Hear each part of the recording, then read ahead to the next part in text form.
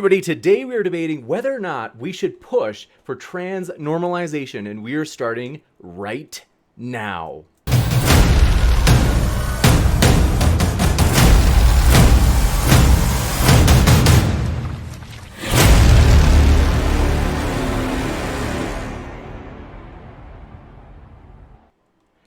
Ladies and gentlemen, thrilled to have you here for another epic debate. This is going to be an interesting one, folks. A topic we rarely delve into, and we have 4 guests with us. We are very excited to have these guys, really pleasant fellas. Getting to talk to them beforehand, I really enjoyed it, and want to let you know, if it's your first time here, consider hitting that subscribe button as we have a lot more debates coming up. So, for example, Dr. Richard Carrier and Jonathan Sheffield will be debating whether or not Jesus rose from the dead. That'll be tomorrow, and that should be an exciting one. And many others. For example, we are currently working on a debate for next week, Feminism on Trial. So that should be a juicy one as 2 women debaters come on and collide on that topic. And want to let you know, these guys that you're listening to today, I put all of their links. All 4 of their links are in the description. So that way, if you're listening and you're like, I like that, I want more, you can hear more. Click on those links where you can hear plenty more. And also want to let you know, for today, we're going to have a fairly flexible format. So it's going to be 12 minutes or so, split by each side, and that's kind of flexible, followed by open conversation. And there are some subtopics, you could say, that these gentlemen will be exploring throughout the debate. I'll let them explain those. And want to let you know, if you have a question, feel free to fire it into the old live chat. And if you tag me with @Modern-DayDebate, it makes it easier for me to get every single question in that Q&A list. Super Chat is also an option, in which case you can make a comment toward the speakers as well, which they, of course, will get a chance to respond to, and it'll push your question or comment to the top of the list for the Q&A. So with that, do want to let you know, last point, this is a special point, is you look up here and you say, oh, usually all the people, like almost all of the people that email me are white males. So I want to let you know, we are so happy to have you. No matter what walk of life, if you want to come on and debate, because I know sometimes people are like, are any of these people trans who are debating tonight? As far as I know, not that I know of. However, if you're trans and you'd like to come on and debate, the door is completely open. As we've had trans friends come on in the past, people from all walks of life, we really do want to let you know we are absolutely happy to have you, regardless of what walk of life you're from. And with that, very excited to have these guys. It's going to be a lot of fun. Oh yeah, so sorry folks. Forgive me that I know that my mic is like bouncing up sometimes a little bit more than usual. Working on that. Thanks for your feedback. Appreciate it. And we usually have the affirmative go first. So we will kick it over to Mouthy, Infidel, and Jangles, as we're thrilled to have you guys here. Thanks so much. The floor is all yours. You want to go first, Mouthy? I think you can go first. Your opening statements are better. Okay. Well, way to build it up to be disappointed. All right. All right, y'all. So I pre-wrote my statements, so apologize for reading off of a script here. So I'll begin with what is essentially a sincerely held platitude that I have and work from there. Trans men are men, trans women are women, non-binary people are valid, and reducing stigmatization has and will markedly increase their well-being in society at no expense and even to the benefit of everyone else. To the best of my ability, every claim I make during this opening statement and during the body of the debate is backed up by empirical data. And if you'll forgive my terrible organizational skills, I'll be happy to provide it at any time. Our identities are our way of making sense of a socially derived categorization as they relate to our own personal biology and experiences. A Christian is not a Christian because of some innate physical feature they possess, but because of a complex biological need for answers and guidance interacting with the world they live in. Likewise, identifying as a man is more than just a recognition of what dangles or doesn't on your body, but is born from a culturally and historically derived understanding of the differing roles and expectations assigned to you as a member of a dichotomized view of gender, and how that helps you make sense of the internal drives you experience.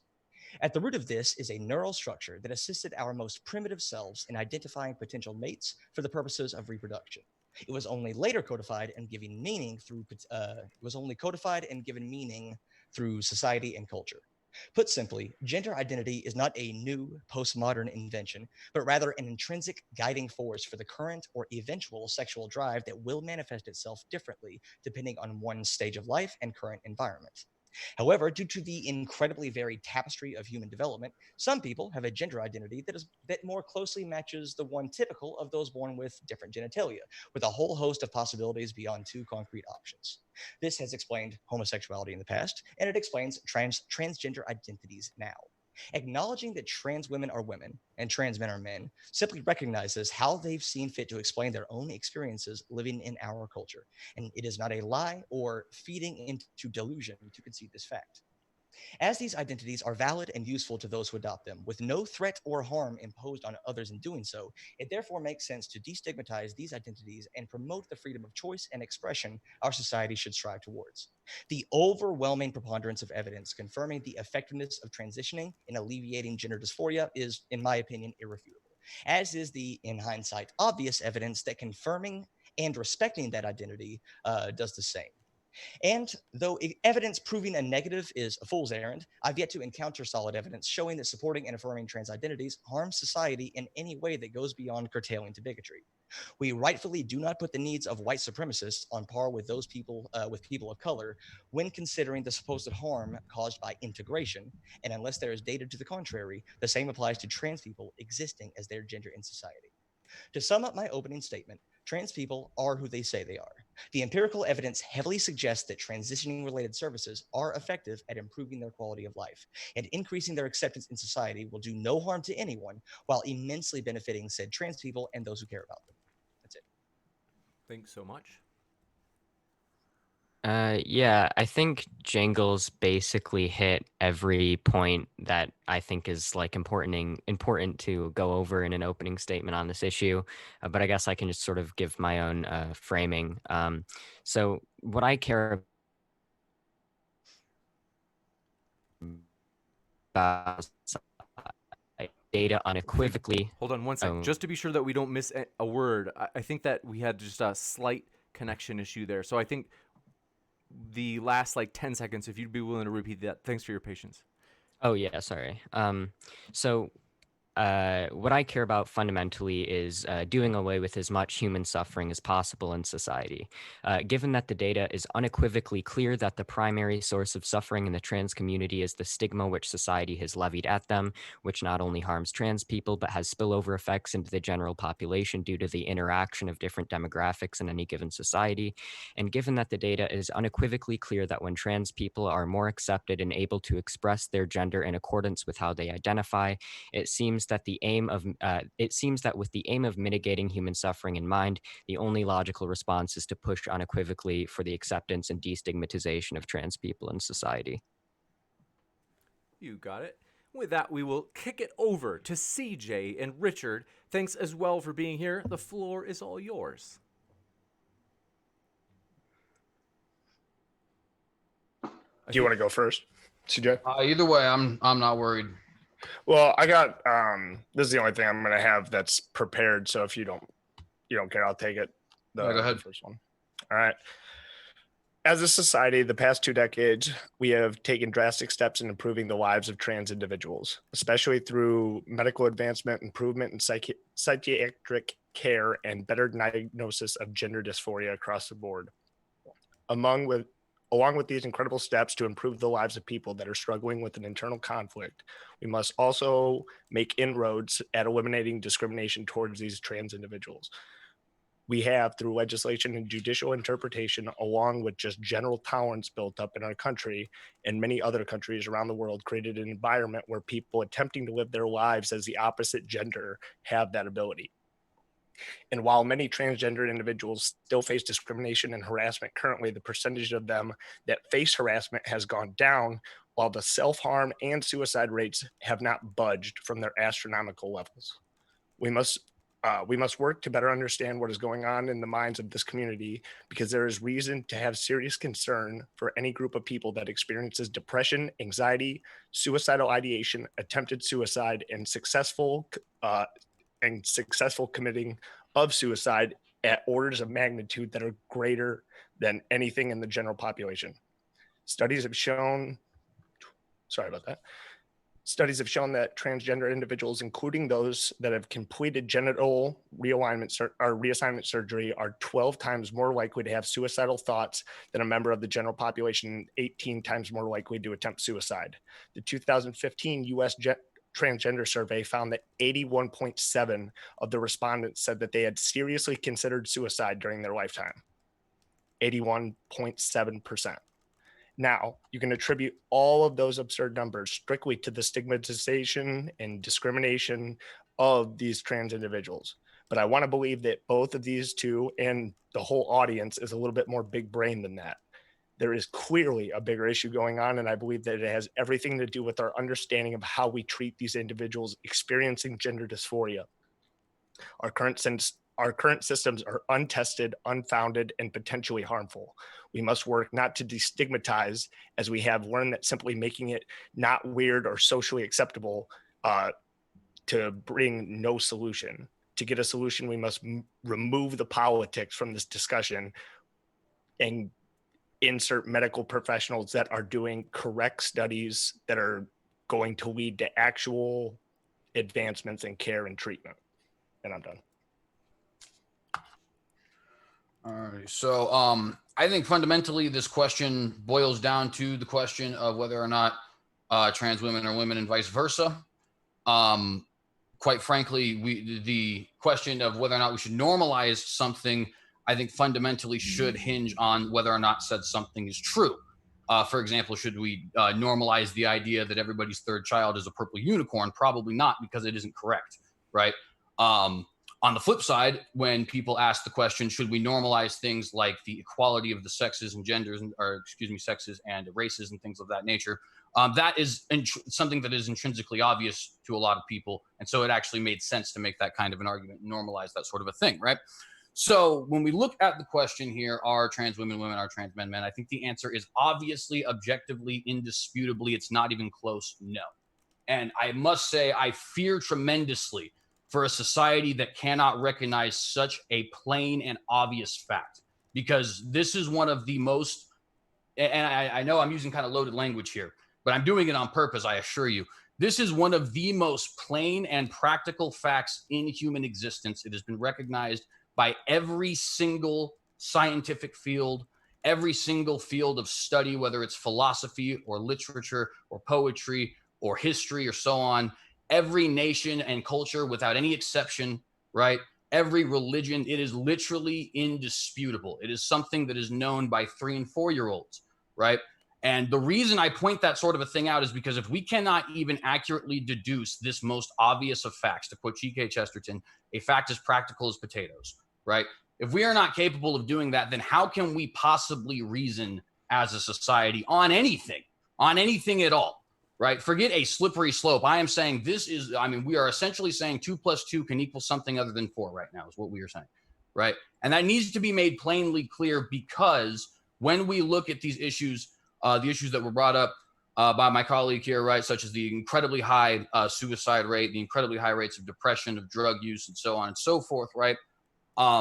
That is something that I think we can take a step back, and if we're being logical and reasonable about this, very obviously deduce is something that is worth note, right? And it's also worth note as this is happening, as these incredibly negative things are happening, it just so happens that also these people are mutilating themselves incredibly and having a outright, blatantly delusional idea. And I say that without offense, by the way. People often say, hey, why do you think transgender people are invalid, or so on and so forth? Let me say that if that is the argument you are making against me, I am very disappointed to know what you think of the mentally ill, because schizophrenic people are not invalid. Depressed people are not invalid, right? The being mentally ill does not make you invalid, right? However, if we went up to a schizophrenic person and we started saying, no, dude, those voices in your head telling you to, do whatever crazy thing they're telling you to do, the visions you're seeing that nobody else seems to be able to see, the auditory hallucinations that make you feel like there's somebody behind every corner that are getting you paranoid, they're totally legit, my friend. And don't let anybody tell you otherwise, because if so, they're a bigot, right? That's nonsense. That's nonsense. And not only is it nonsense, it is cruel. It is incredibly cruel, because this person will go on to do something we don't know what. Of course, you can list tons of things, but we do know from the past that either mistreating or not treating people with severe mental disorders like bipolar, schizophrenia, so on and so forth, leads them to end up doing incredibly terrible things. Because a lot of times when these delusions are fed, right, that it leads to something that breaks when reality eventually comes crashing in. And then these people have to actually sit there and contemplate the fact that their entire worldview has been destroyed and people around them have just been propping this sort of a thing up. I go on a little bit of a tangent there, but just to make the point that I think it is actually legitimately cruel to the person we are talking about to actually tell them these delusions are not only okay, but that they're correct. And that biological facts that are both obvious to the eye, like the largeness of males comparatively to females, and the presence of pronounced breasts on females and things like that, right? Or things that are not obvious to the eye, like, for example, monthly period cycles, or the larger amount of testosterone in males, and so on and so forth, right? If we are going to deny all of these things, right, just simply so we can pretend that we are more virtuous, simply so we can pretend that we are more enlightened as a society, I think what in reality we're going to do is we're going to completely throw away reason, and we're going to throw away reason at the detriment of a severely mentally ill population. And that is where I would concede my time. All right, with that, we will jump into the open discussion section. Couple of things really quick, folks. First, Kevin JIB, saw you subscribe. Thanks so much and welcome to the community. Also, want to let you know, we are working on getting our debates onto podcasts. So we will keep you updated on that, folks. We are very excited for it, as it's been a while. We've been trying to get this taken, get this next move done. And so with that, we're going to jump into the open discussion section. This is a pleasure to have you guys here. I'm sure that you guys, this will be fun. So thanks so much. And the floor is all yours. Well, I'm very glad to hear from everybody involved here that we're all fans of reason, we're all fans of evidence, we're all fans of science, which is fantastic. And like I said in my opening statement, I currently have 21 studies in front of me, 5 of which are meta-analyses, actually more than that, which are meta-analyses to support my claims here. So I'm very much in favor of reason and evidence, so I'm glad we're there.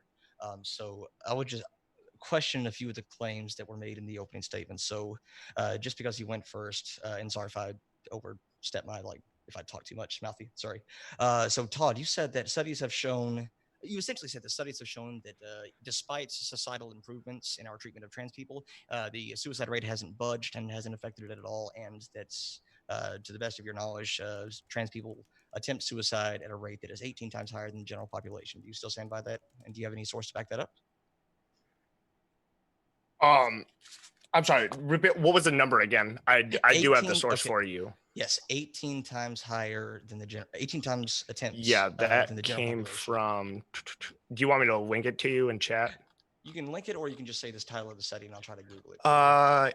That one came from, did that come from?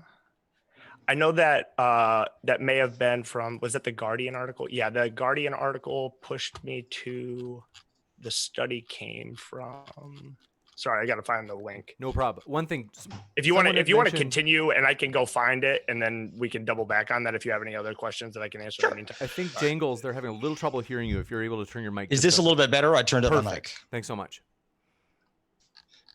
Cool. So while you look for that study, I have a few studies here that show that transitioning is, like I said in my opening statement, it's pretty irrefutable that transitioning helps the mental health and well-being of trans people. Let's see. Let's pull up one at random from what I got here. So I have them. All right, let's go. Yeah. I do have it for you. It was a 2015. It's a 2015 U.S. transgender survey. Was that by UCLA? Transgender people. I believe so. It's the largest survey of transgender people in the U.S. to date. Oh, excellent. And I'm very familiar with that survey. And so you claim that this showed that transition doesn't help at all. Is that what you claimed? It's not that it doesn't help at all. It's that it does not alleviate the risk of suicide. Do you get what I'm saying? It's still 12 times higher than the general population, not 12 times higher than the trans women who don't go on hormones, if I have that right. Okay, that survey does not say that. This survey did not take into account the timing of the suicide attempt and the lifetime of these people. So you cannot make any sort of claim. And the survey says this pretty clearly on page 3 or 4, that you cannot make any sort of claim as to the effectiveness of transitioning for these people. So in this survey, if you attempt suicide at age 18, go through transition, feel way better, and have your mental health completely improve, you would still answer yes, even though transitioning helped you during, it helped you. And so, but when you're answering the survey, you would still put a yes here. So it's counting the suicides attempts that were before the treatment, is what you're saying? No, it didn't take into let's see. Okay. In addition, this is on page 3. In addition, the analysis was limited due to a lack of follow-up questions asked of respondents who reported having attempted suicide about such things as age and transgender/gender non-conforming status at the time of the attempt. I just read directly from that survey. Okay. So this study does not. I may have misread the study, but from what I have in my notes, it was direct from that study. But I could be wrong. I may not have it in front of me. You have it in front of you, so I'm gonna concede that point to you and step back. Wait, you cut out a little bit. I have a question. Was the point of the study that after transitioning, trans people are still their suicide rates are still higher than like the general population, or was the claim that transitioning doesn't help at all? It wasn't that. It was not that transitioning doesn't help at all. It's that we're still seeing a high suicide rate. We're still seeing, and many studies don't show a decrease in the suicide rate from people who have had the sexual realignment or reassignment surgery versus people who haven't. Okay, can you point to any study that says that? Yes. Give me 1 second. While you do that, so I have a study here from the Journal of Endocrine Society? No, Endocrine Reviews. Why can't I find this? Come on. Really quick, if you don't mind me stepping back in really fast. Yeah, sorry, go ahead. Okay, so that came from the Swedish study, which I've heard people try to debunk offhand. My problem is that research and the methods that they used were they weren't perfect, but it's hard to make perfect studies when we're talking about such a rare condition. It's true, but also, again, this study does not say that. In fact, hold on, let me find it. Then I must have that. I may have my links messed up because that's a very common pull. This is a very direct pull from it. Sorry. No, that's fine. This is a very common study that's brought up in this reference, and the people who are reading that study and interpreting that point from it are not interpreting it correctly. So the survey is titled "Long-Term Follow-Up of Transsexual Persons Undergoing Sexual Reassignment Surgery." So I have it pulled up in front of me. Let's go. Things. Are you saying that post-op, they do not have a high suicide rate? No, they do, absolutely. But there's a couple to the things. general population, but that's not the that's not the proper control. Because if we're trying to see, I 100% understand what you're saying. You're saying that we're trying to compare it against somebody who is transgender, who did not receive who did not receive hormone treatment or genital realignment. So God, I keep saying reassignment. So it continues to be too high of a suicide rate regardless. It shouldn't matter whether it brings it down a little bit. Directly quoting from the study. In other words, the results should not be interpreted such as sex reassignment per se increases morbidity and mortality. Things might have been even worse without sex reassignment. The author of this study, Cecilia Dejani, I cannot pronounce that name, actually went on to co-author a meta-analysis showing that transitioning helps the well-being of trans people. This study does not point to that. Hang on, can you say that one more time? Which say what? Can you say that last quote one more time? In other words, the results should not be interpreted such as sex reassignment per se increases morbidity and mortality. Things might have been even worse without sex reassignment. I control F have been even and found that quote. Might have based off of what? Based on the interpretation that the authors had of this study. Well, is and directly then there's correlated. also like several other studies and meta-analysis showing that without sex reassignment surgery, trans people are worse off.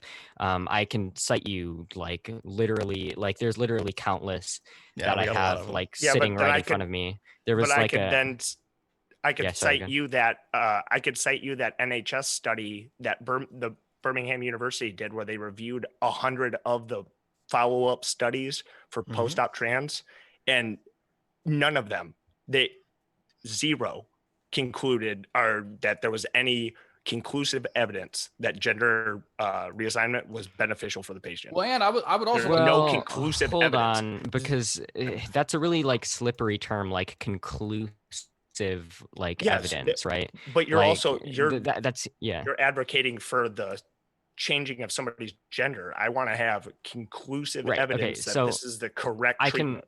can provide you. I'm not sure what you're citing, but I can provide some evidence that seems pretty conclusive to me. So, I mean, there was a 1990 meta-analysis published in the Annual Review of Sex Research, examining 11 studies, concludes that transitioning yields positive results in the overwhelming majority of cases. That conclusion was replicated in 2007 in another meta-analysis of 18 studies, and was replicated again in 2018 in a meta-analysis examining 29 studies. There was also a 2010 meta-analysis published in Clinical Endocrinology examining 28 studies, which finds that gender transitioning alleviated gender dysphoria and improved quality of life in about 80% of cases. I mean, there's a 2016 meta-analysis published in the International Review of Psychiatry examining 38 studies and concludes that according to the data, the level of psychiatric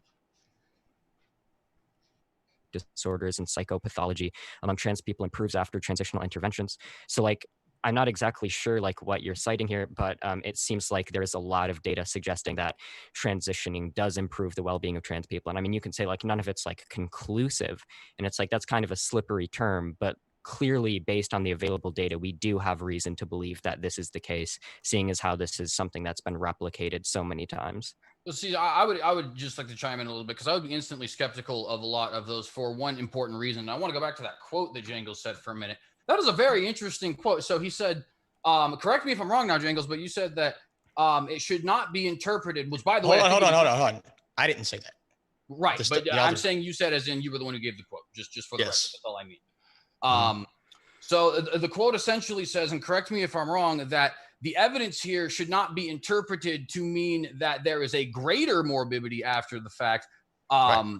So that's interesting, because there's a few things. Number one, I don't think that people typically are supposed to be dictating what is or is not to be concluded. I think that's something that the evidence is supposed to do for itself, and then a scientist just actually puts down what the evidence suggests and then comes. Well, no, pretty much every research paper lists conclusions. Well, of course, they're always going to interpret it. That's not what I mean. But you shouldn't be sitting out there saying, well, I mean, one should not interpret this. If the evidence it leads to that interpretation, that is obviously what we should be interpreting. It kind of sounds of course, but this even if. But secondly, hang on though, I want to point out something. What do you mean by the data? The data indicating an increased morbidity? Because that almost sounds like what she's telling me is that even though the data is showing a higher death rate, you shouldn't interpret it that way.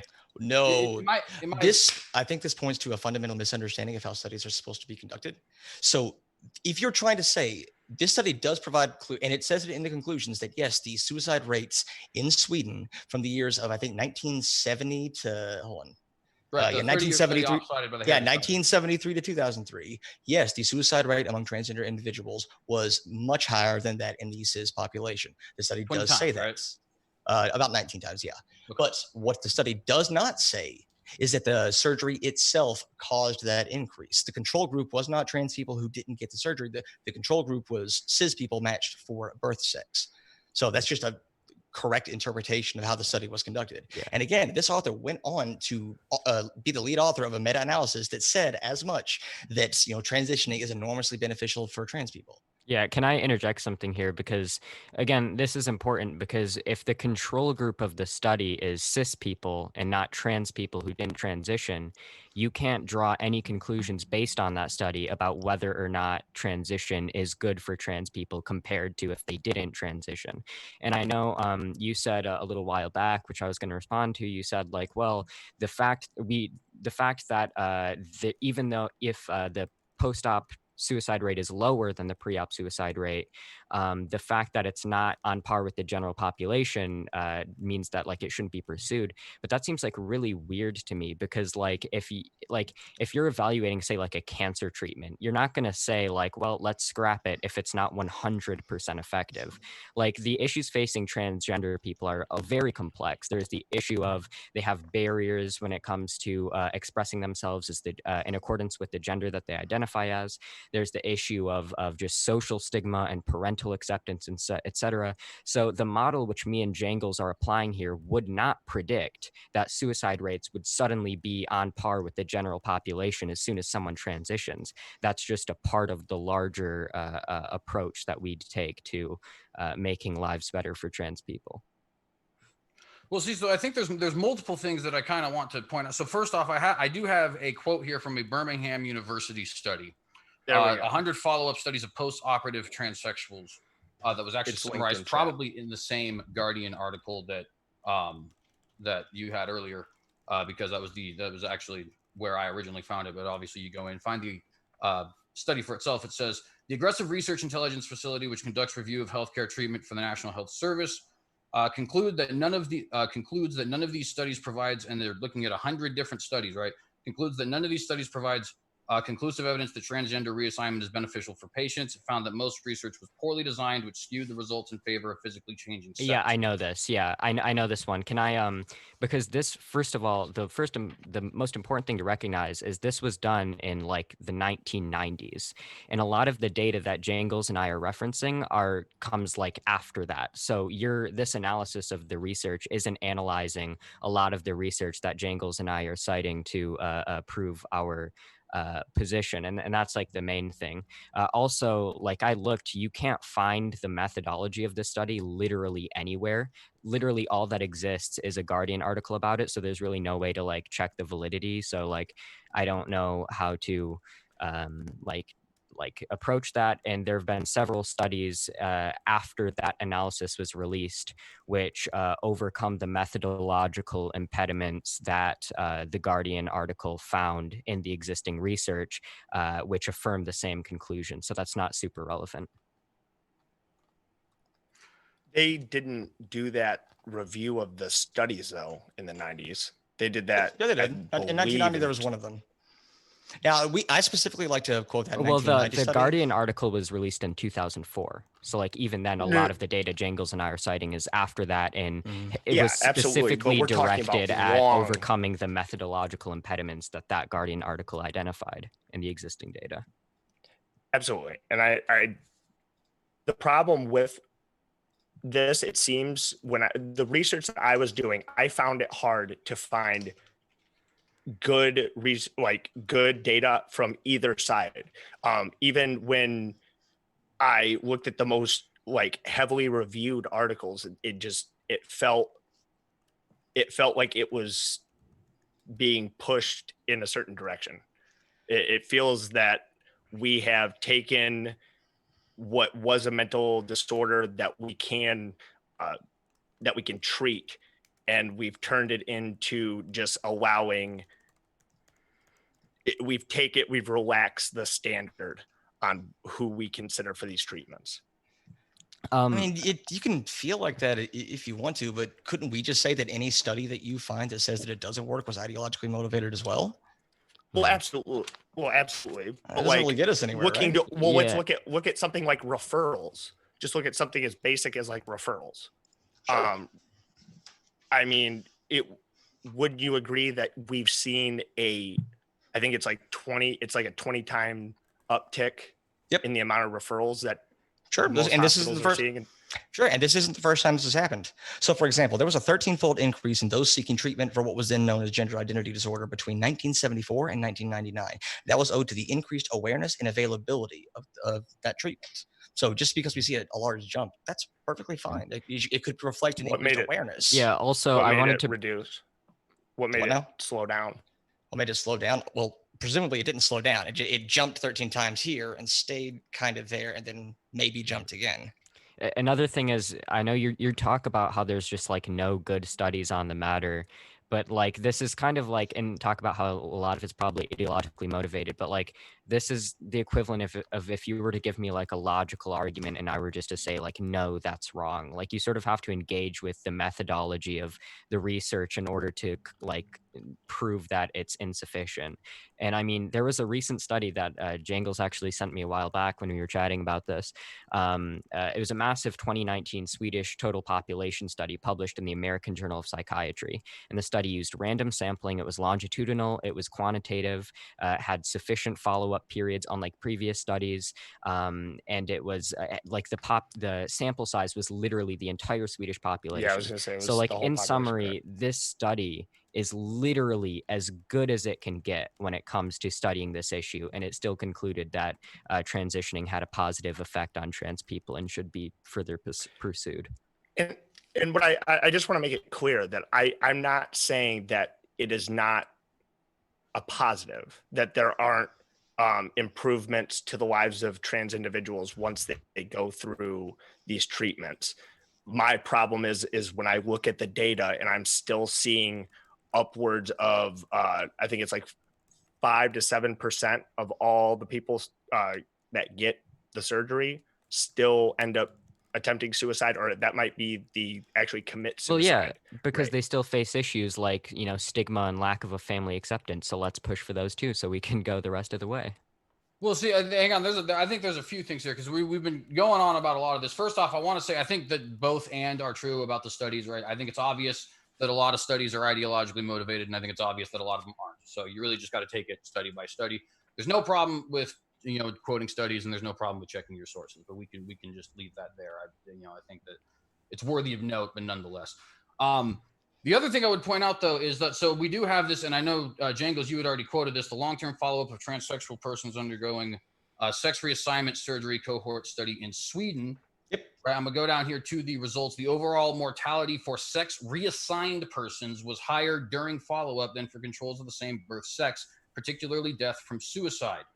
That's what the study actually says. In the conclusion, And that's what I said it said. Right, but so in other words, what it is very clearly saying here is that there is a 19 times people who have the gender reassignment surgery, right? They're still 19 times more likely to be killing themselves than the greater population, as well as some other things. But to just quote here in the conclusion, our findings suggest that sex reassignment, although alleviating gender dysphoria, may not suffice as treatment for transsexualism and should inspire improved psychiatric and somatic care after sex reassignment for this patient group. Absolutely. I mean, do you want to know one of the reasons? Do you want to know one of the reasons that the author of the study said that? Because the overall mortality in their data sets was only significantly increased for the group operated on before 1989. Keep in mind when this data was collected. The study was published in 2011, but their data collection stopped in 2003. Right.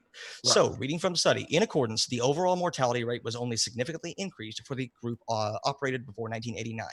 However, the latter might also be explained by improved healthcare for transsexual persons during the 1990s, along with altered societal attitudes towards persons with different gender expressions. This study in their data set, even though their overall data set showed a significantly higher rate, this wasn't uniform. And the later the surgery, the more societal attitudes improved and the better medical treatments got.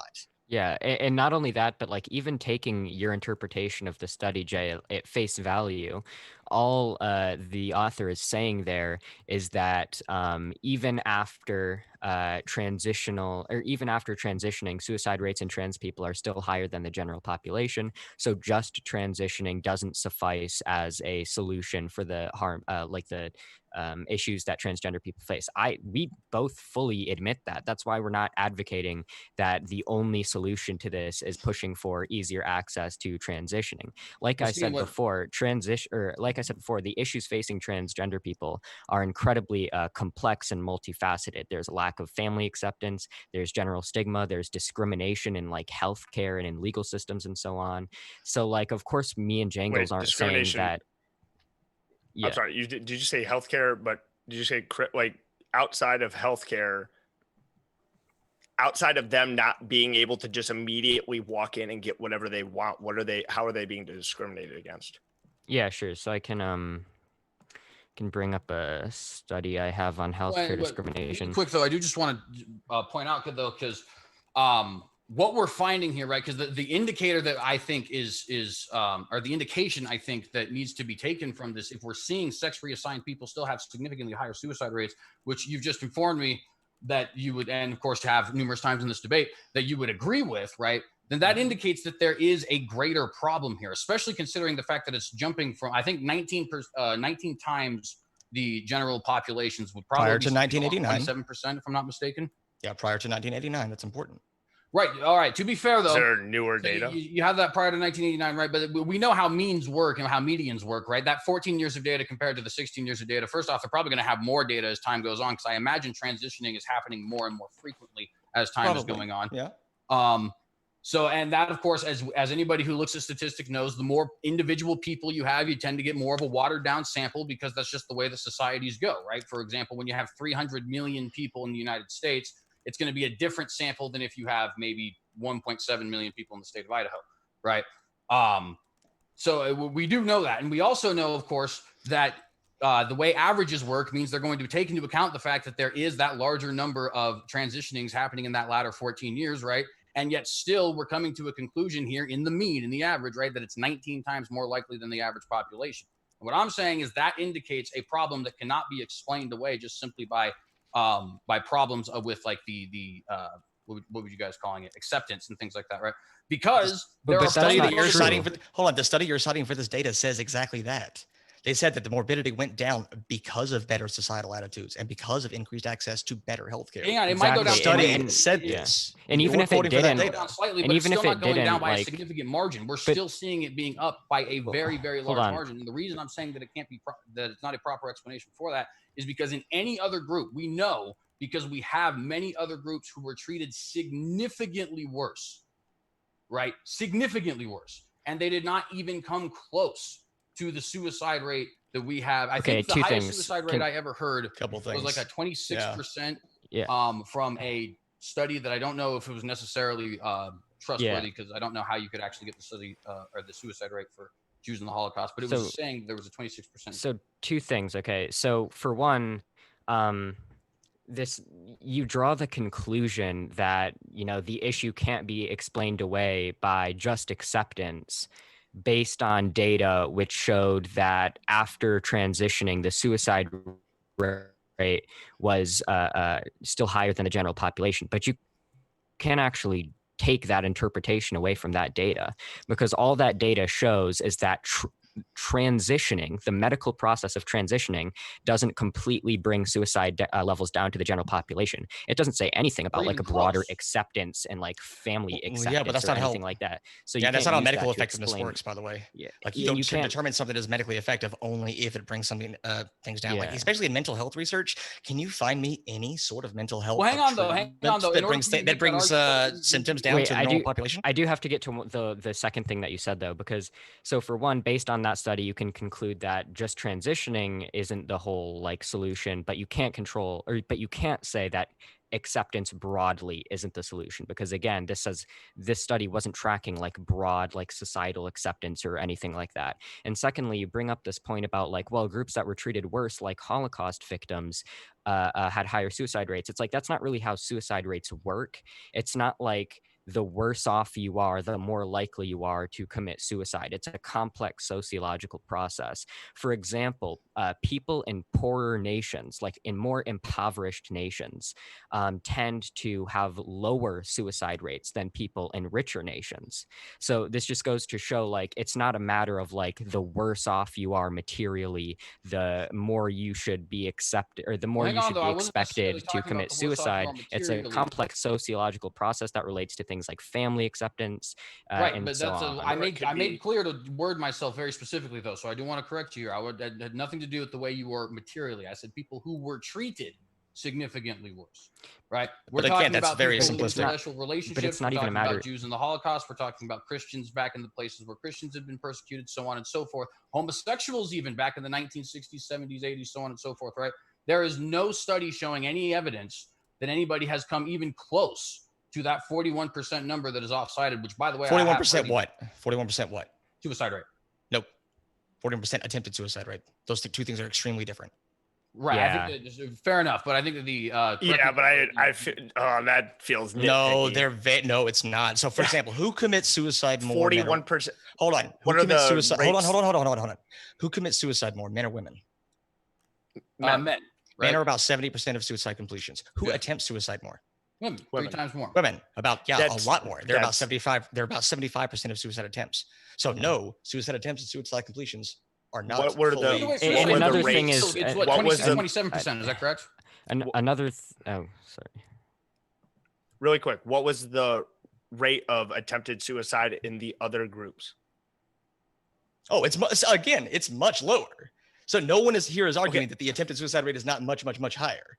I just wanted to, Well, I just it feels wanted like you to that's get your what number you're- correctly. I just wanted to get your number Oh, correct. It's not 41% mind. suicide rate. That's huge and that's damaging and incorrect. Yeah, But yeah. Do you happen to know what Mm. the actual suicide rate is? I think it's not- 26 or 27%. As far as it's completion. can you put some? I don't think it's give me that a high, source for But I've seen everything. If you range it out, I see like low 20s. I wanted to Would you agree address with your that? point here, though. I don't know what the suicide rate is, so I can't really speak to that. It but, just it's astronomical. but That's the fundamental it's- point is here, what's the cause of that? Because Jay was saying, like, well, but people have been treated worse throughout history, and still they didn't have suicide rates as higher. Well, I mean, again, it's still more complex than that. For example, you have to take into account who is treating people in what way. For example, a lack of family acceptance is way more correlated with suicides than like a lack of fair enough. He's a acceptance well, from like well, like sociological have a phenomenon. And so I I, have a think really- it's a little yeah. bit simplistic to just say, well, other people have been treated worse, so they should have higher suicide rates. And Well, if they would you- don't, then it's not because of stigma. One sec, just to be sure that everybody heard it. I'm not sure if it was just me, but for me, it cut out. I think you had said, Mouthy, you were saying that compared to reduced acceptance by one's family as a predictor of suicide, you had mentioned another one in contrast, and that was where it faded out. Oh, sorry. Yeah. Okay. So basically, what I was saying is that, like, you can't just say that because one group is treated worse than another group, they should have a higher suicide rate, and to cite as like evidence that like stigma isn't the cause of like high trans suicide rates, because it's much more complex with that. You have to take into account a variety of things. You have to take into account who is treating those people badly. For example, like a lack of family acceptance is way more correlated with suicide than like a lack of classroom acceptance. You have to take into account how they're being treated badly by these different groups of people. I just think it's much more complex phenomena than just like the worse Yeah. you're treated, the higher your suicide rate. Something Well, I psychologists understand that, but repeatedly look at. I'm sorry. Do you want to go ahead? Well, I will be very quick. I just wanted to point out just the examples that I've used. If you notice, I mean, not all of them, of course. Like Jews in the Holocaust, of course, are going to be, their family is going to be other Jews in the Holocaust, right? I grant that. But people in interracial marriages, homosexuals, and people who are converting to a religion that is not necessarily the religion of the status quo are going to have that exact same problem. They're going to be rejected by their family.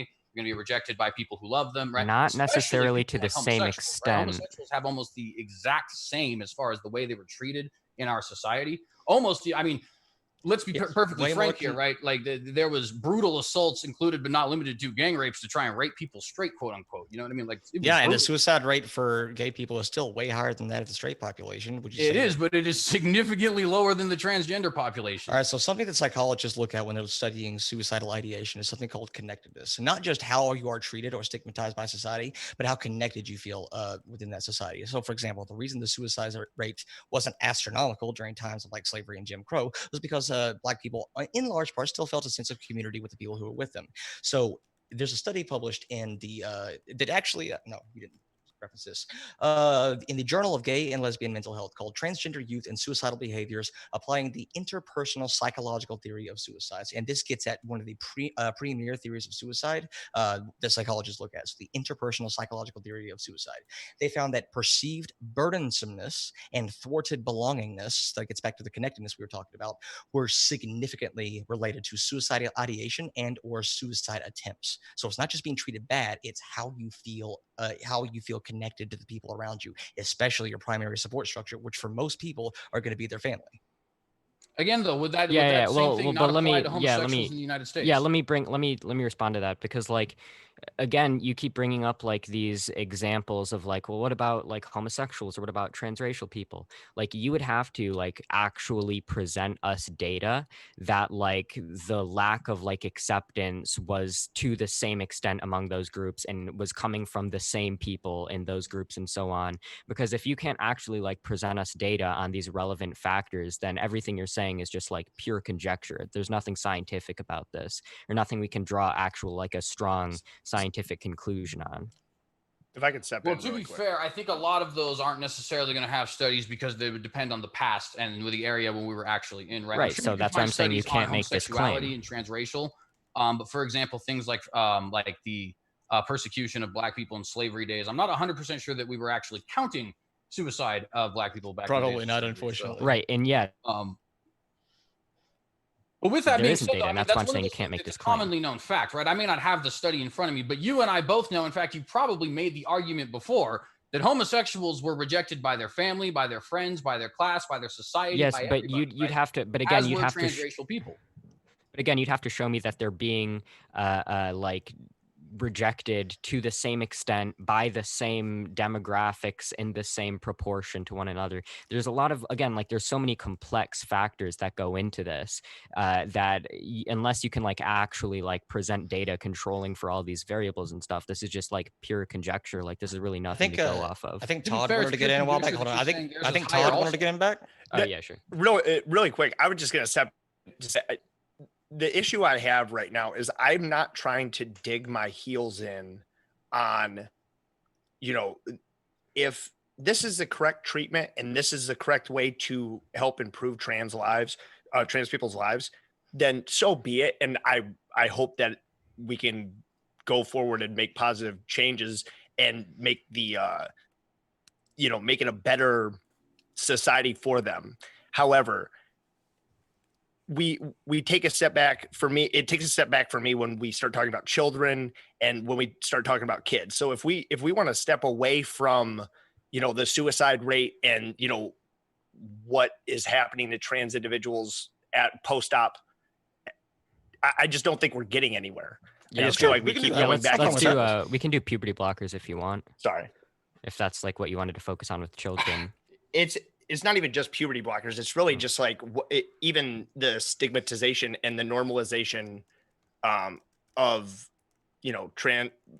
pushing that onto children is, I think, not a good thing. I would be much more. Why? I'm much more inclined to defend the position of we shouldn't normalize the transition for children than I am adults. I don't care what an adult does. I Well, to question, be fair, hold on, like, what does it yeah. count as something being pushed onto children? And what is the distinction between being taught and being pushed? And again, I know the argument will be made like just because something has been done for a long time does not make it right. But for all of human history, we did not take children and start giving them either puberty suppressants or adding hormones to their body. I think the only logical thing that you can do when you have a child that is, has gender confusion is to socially transition them. I don't see any reason that you would start implementing anything other than just affirming their gender. Can I give you like a couple of reasons? Yeah. So I think that some of the reasons that it might be good to allow trans kids to take puberty blockers is because, and this is the distinction we have to make, because you said trans children shouldn't be transitioning. I agree with that. But puberty blockers are not transitioning. They're the opposite. They're just blocking the puberty that they would otherwise be going through.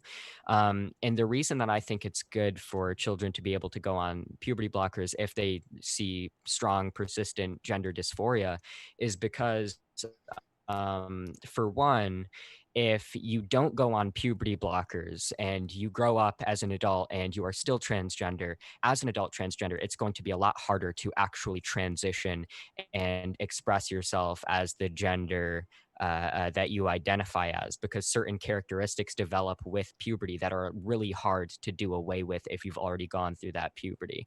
And secondly, even like disregarding how it's going to affect them when they're adults, also in the moment. Not giving a kid puberty blockers if they have strong gender dysphoria is just delaying treatment for this psychological issue that they have. And delaying treatment in transgender children has been correlated with higher rates of depression, worse psychological functioning, higher suicidal ideation. There's a large body of research to suggest that the use of puberty blockers increases the well-being of trans people while being pretty safe and effective. And I could send you some of these studies. Yeah, I was going to say, I'd like to see again. Here's one. I'm not here's one. here to dig my heels in on any study. If I am presented with evidence to the contrary, I'm going to change my mind. But out of curiosity, how many kids with gender dysphoria end up maintaining that after adolescence? We almost have no idea, because a lot of the studies, so for example, you might have heard like the 60 to 90% desistance rate before. A lot of those studies just do not say anything close to what they say they do. Like I went over, so for example, Dr. James Cantor created a resource that I saw quoted around a lot. It was a list of 11 studies, and almost all of them, like 7 out of those 11, were published before 1987, at a time when most Americans thought that same-sex relationships should not be legal. So society was much, much different then. And a lot of the rest of them like didn't, if they counted desisting as going to a gender clinic and then not wanting treatment. That's counted as desisting, but that's not how desisting works. You cannot desist from a thing from which you were not diagnosed. So if you go into a gender clinic, was found you didn't have gender dysphoria and then just went home and didn't come back, you're not a desister.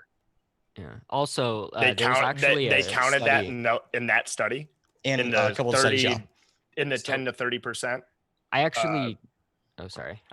No, go ahead. You cut out. Ahead. Sorry. I thought you weren't talking, but you were, because my audio is sorry. Yeah.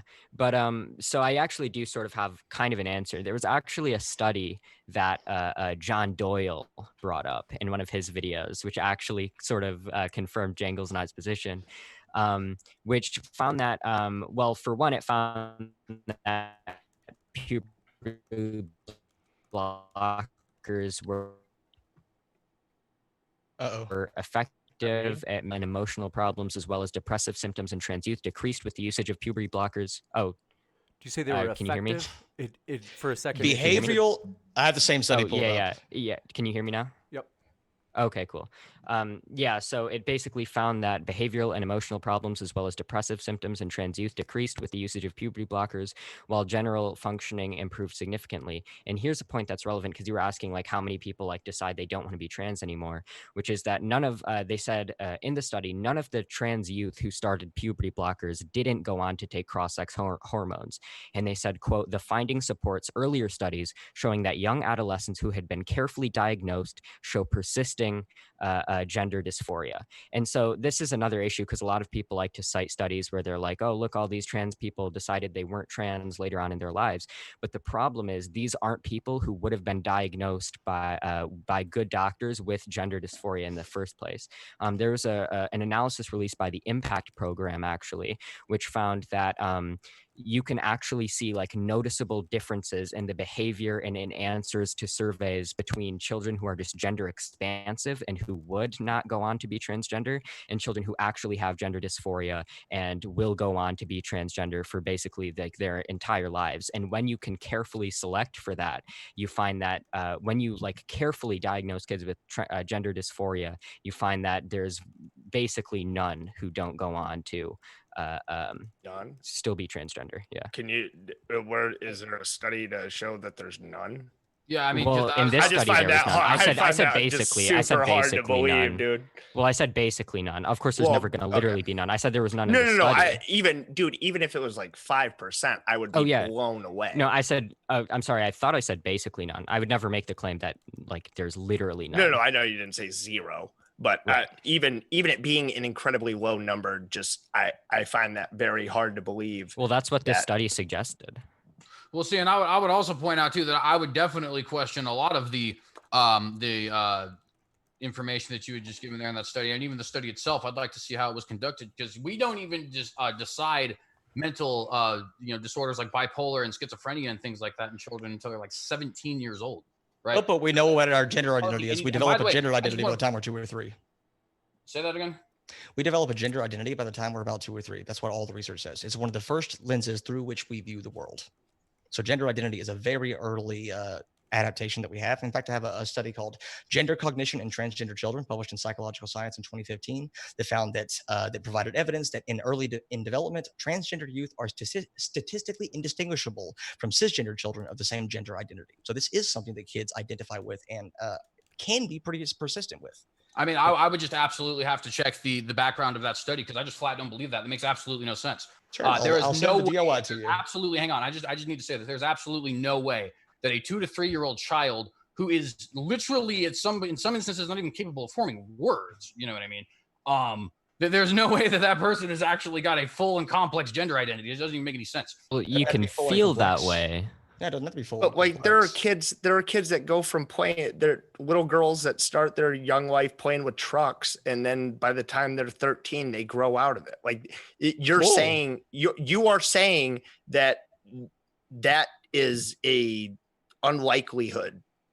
And it's just not. It's throughout human history. That's how it's always happened. Is that how you think the study was conducted? That like they found a bunch of girls who like trucks? No. I'm giving a one-off. No, I'm just giving a terrible analogy, but I just find it hard to believe that a child's gender identity is set at 2. Boom. Set is a hard way. You don't let children make any decisions on their own. Okay? I mean, a young girl can't even go get her. I don't even care about decisions. You're saying their brain is 2 years old. It has 23 years of development, and you're going to say that their gender identity is set then?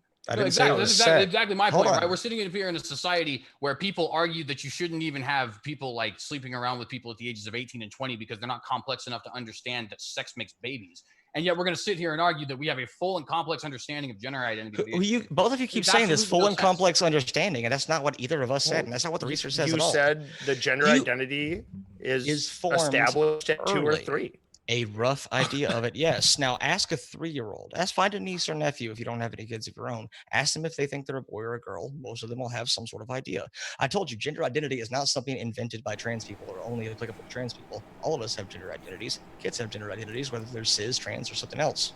Like, it's the first lens through which we view the world in a societal format. I'd also like to bring up, like, you guys can say that, like, you feel this way, like you really feel like, you know, trans kids who are given puberty blockers would have otherwise like changed at some point, but that's just not what the data suggests. Like, I just gave a study showing that that's just not the case. I would want to actually see that data and go over that for myself, because I know a lot of people can interpret the data to say a lot of things. And I mean, again, the authors of the study cited other studies, and because the direct quote was that this confirms previous studies, it says the finding supports earlier studies that young adolescents who had been carefully diagnosed showed persisting gender dysphorias, and they cited like other studies showing this. So there's a variety of studies actually which show that when carefully diagnosed, gender dysphoria is persistent. Yeah, I understand that you're saying that, but if I ask Steven Crowder the same thing, he's going to tell me something different. So that's why I'm saying, like, I would be... let him Steven cite a study for you. Well, okay, here's the hilarious part. Steven Crowder actually cited the study I'm giving you in a video.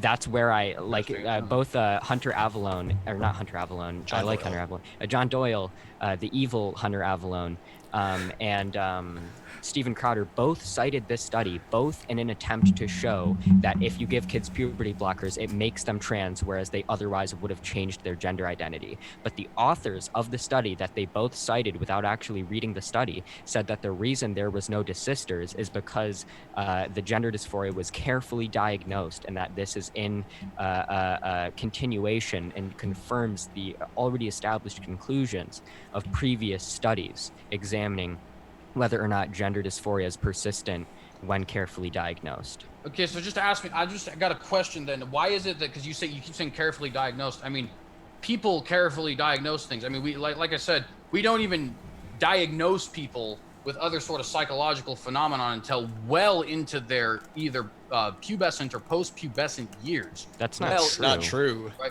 That is true. It is absolutely not true. Positively, as a matter of fact, true. Autism, ADHD, depression and anxiety. Those are all these things can be. Those are actually, you can see like the physical, because the difference between somebody who has autism, somebody who has schizophrenia, is the autistic person is actually typically shown to have either heightened or in many cases lowered motor capacity, right? You could argue that it's a physical detriment, whereas we don't really know the specifics behind things like schizophrenia and things like that.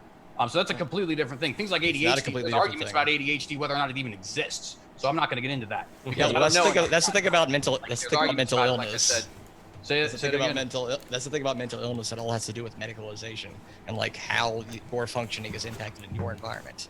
So you might make the argument that ADHD isn't a real mental illness, but that's kind of meaningless. Like, does this impair your functioning in your day-to-day life in your society? If so, we can classify it as a mental illness. Well, I mean ADHD definitionally is a mental illness. But by that classification of mental illness, that absolutely includes. Well, if you no, it doesn't. No, it doesn't. Yes, it Actually, does. It doesn't. Really going to make the argument it doesn't impair their day-to-day life. They literally mutilate themselves and are attempting suicide at a 4 out of 10 rate. Are you kidding? I got it. Hold on. APA Can you see this? I got an industrial piercing. Do I have a mental illness because I mutilated myself? What is that definition? Yeah. Also, like I mean, by that same argument, I cut my foot off. Hold on. It's just a bar. Obviously, you know the difference. It's intrinsically yeah, obvious. let me just say this. So you talk about how it's something that impairs like day-to-day functioning. That's the definition of mental illness, and trans people are therefore mentally ill by that definition.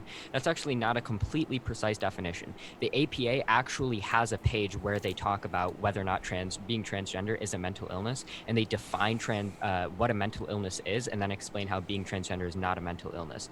Because the thing is, it's not just if something impairs your day-to-day functioning, that's a mental illness. It has to be that, like, is the cause of that impairment.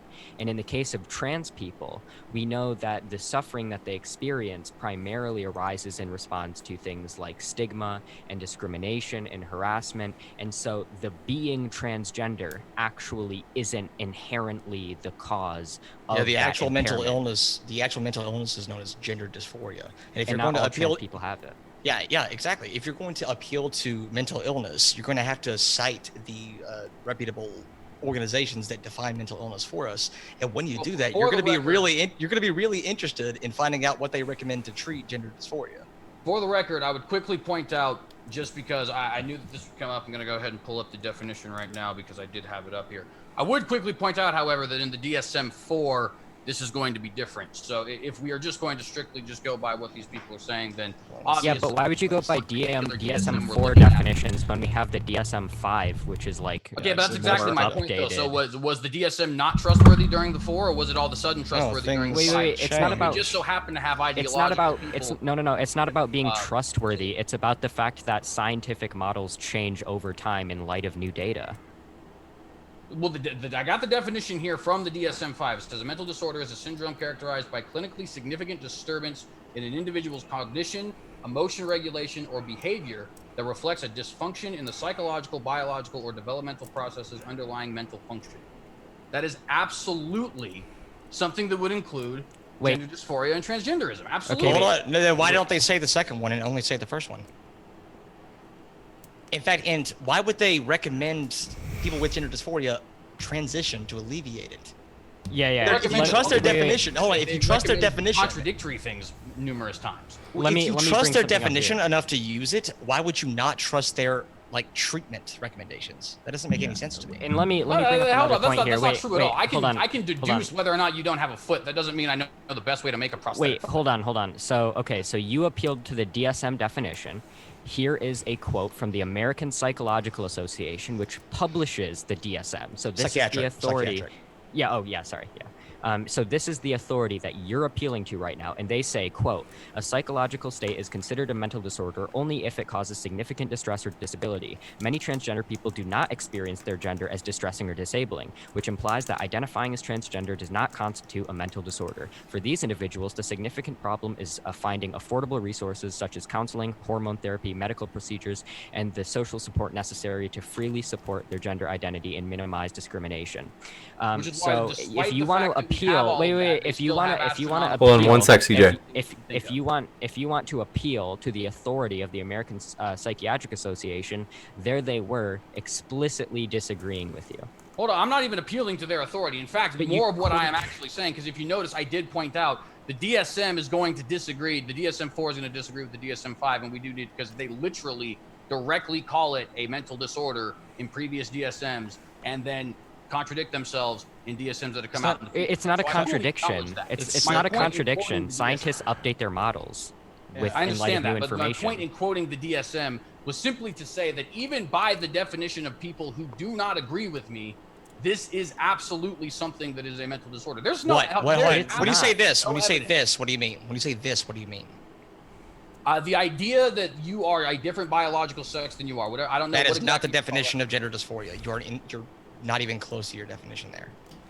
that. Either And way, again- quite frankly, I don't necessarily care what the specific definition is. Everybody knows what I'm talking about, right? Well, When we need people to No, we understand. don't. Hold on. convinced that they are a different gender and they go out of their way to transition, quote unquote, to this other gender as if such a thing is possible when it is not, It right? absolutely is. That is a mental disorder. That is a Okay. severe mental disorder. It causes So- people to severely mutilate themselves. It has obvious, very obvious psychological traumas that are associated with things like suicide, depression, drug use, so on and so forth. All right, so we're going back to all that like stuff that we demonstrated But empirically isn't true. every other group that has ever had a stigma on it has never come close to these rates. All That right. doesn't make Okay. any sense. We've All talked right, about all this we'll already. switch hey, it. Todd, do you want to talk? I'm sorry, you've been quiet for a while. No, you're fine. I'm just, again, this is not my field of expertise by any Sure. means. So I'm really just, I'm learning just along with this whole conversation. However, what I'll say is I'm just curious. You keep saying that there's empirical data. There's empirical evidence of all of this. I will want to just see that data. I'm just I curious have because 21 studies it for really you. does it We both contradicts have- yeah. when you start doing research and you start looking for, you're looking for to affirm your position, you find these same talking points over and over and over again. So I don't know. Right. From everything that I read, there's a incredible lack of evidence and when it comes to kids, like we said, you weren't saying to transition them, but to put them on puberty suppressant wouldn't be a big deal. But I'm just curious, are there no like side effects to like suppressants? Because I have here adverse effects on bone mineralization, Right. So compromised fertility. right. To so, me, that would be just enough right there. Data on the effects of the brain haven't really been established. So okay. So there's a few things to go over here. So for one, like before we pivoted to, I don't mean pivoted as like a pejorative, but like before we like move away from this, the previous topic, I just wanted to talk about this transgender mental disorder thing one more time, because Jay said that by the definition of people that he doesn't agree with, transgenderism is still a mental disorder, and the people he disagrees with that he was referring to is the APA. But I literally gave quotes from the APA where they explicitly said that by their definition, being transgender is not a mental disorder. And again, when it comes to things about like other groups have been but treated they worse, do this is just classify much more gender complex than dysphoria. that. Yes, Yeah. but not all trans people have gender dysphoria. Would be my point. Absolutely, but aren't the ones that are going to be going through a transition and the ones that are facing the most, the highest levels of problems, the ones with gender dysphoria? Probably. Yeah. Probably, yeah, for the most part. Okay, so yeah. I feel like that should probably be where, I'm not saying all the focus, and obviously there are going to be exceptions to that rule, but it feels like what Yeah. he was saying is that gender dysphoria is the mental illness. Right. Well, he did say being He trans, said like to being be trans fair. is mentally But ill. yeah, so we can What move is on your from that. what is something outside of gender dysphoria that would line up in that category then? Right. for you? So being trans is just having a gender that doesn't align with the sex you were born with, and gender dysphoria is like an intense state of psychological despair like distress as a okay. result of that. So it's sort of a different thing. Like you can be trans without having gender dysphoria. So yeah, being trans isn't necessarily a mental disorder. But Really we can quick, sort of you just kept saying trans though. I'm curious, outside of gender dysphoria, There's a direct What parallel are to be made. There's a direct parallel to be made, especially the APA, if we're talking about the American Psychiatric Association, with homosexuality. So in 1973, the APA proposed removing homosexuality from its list of disorders, and they proposed replacing it with something called sexual orientation disturbance. And that's really, really close if we're talking about parallels to going from like gender identity disorder to like gender dysphoria. So it was a mental illness to be a homosexual because it interfered with your life because based on these clinicians' understanding of what it meant to function in society, homosexuality fell outside of that, and that's how we move. Go ahead. Sorry. Is there an argument to be made though that I'm sorry, I got lost on listening to you. I apologize. I talk fast. I'm sorry. I'm no, sorry. You're fine. I talk fast. Finish your point. Sorry about that. I was basically done. I said that there are a lot of parallels. Of course, it's not the same thing, but there are a lot of parallels to how we treated homosexuality in the way we treat transgender people today. I'm sorry, I did remember. So when we talk about sexual orientation, does trans fall into sexual orientation? Because to me, that's a tightrope to walk. It's not the same thing, but they're related, if that makes sense. Does it have a direct impact on your sexual orientation though? Just because you think really, I haven't seen gender. Well, if you're a trans woman and you like women, you're a lesbian, so that changes your sexual orientation. So in that way, I have some studies. But that's just a label. That's just a label. But okay, of course, go ahead. I'll say, well, I do have some studies.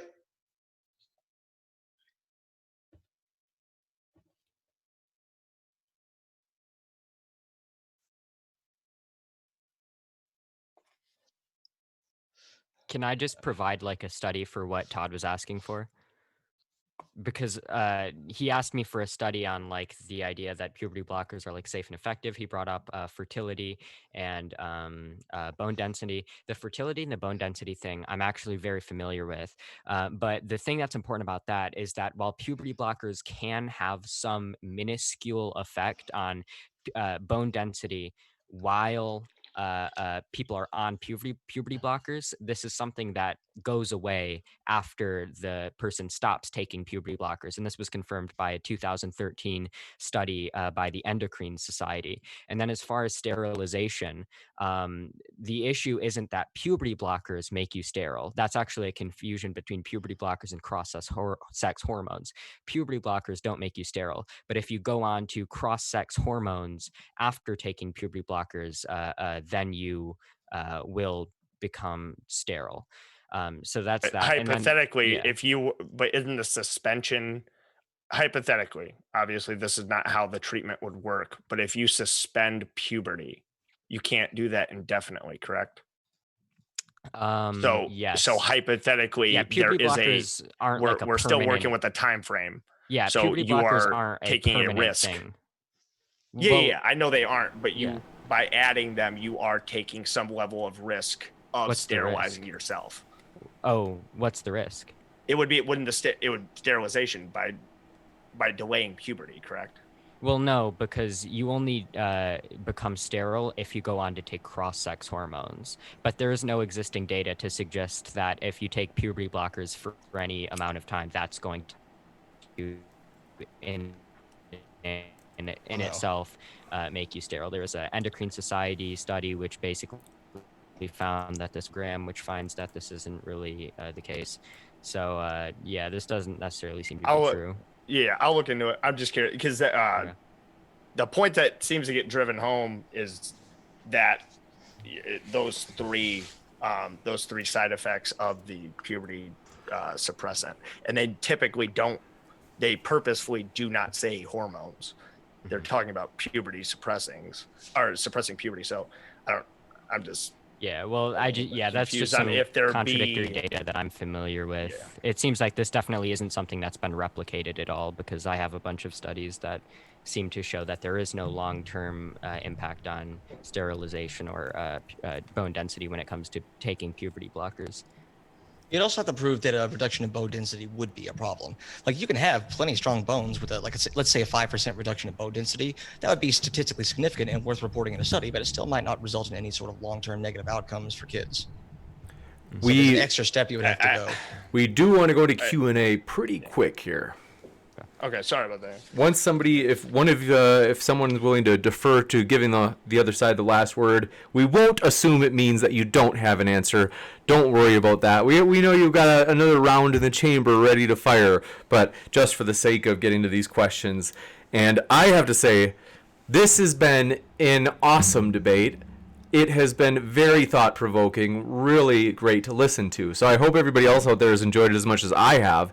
And also, yes, I'm so glad that we've had people say, hey, I would love to come on and debate.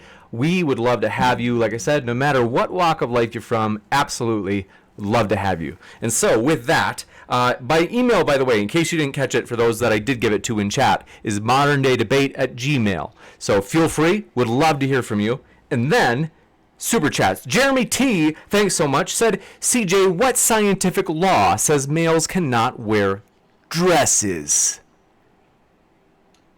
I mean, there's no scientific law that says anything about what you can or cannot wear. I mean, there's scientific, facts about, like, for example, if you wear no shirt or a bikini or something like that, you might be more susceptible to sun cancer. But I guess that's not really like a dictating what you can or cannot wear, right? It's just saying what may or may not be a good idea, and of course sunscreen will help with that anyways. But I think the question is kind of just a little bit ridiculous, honestly.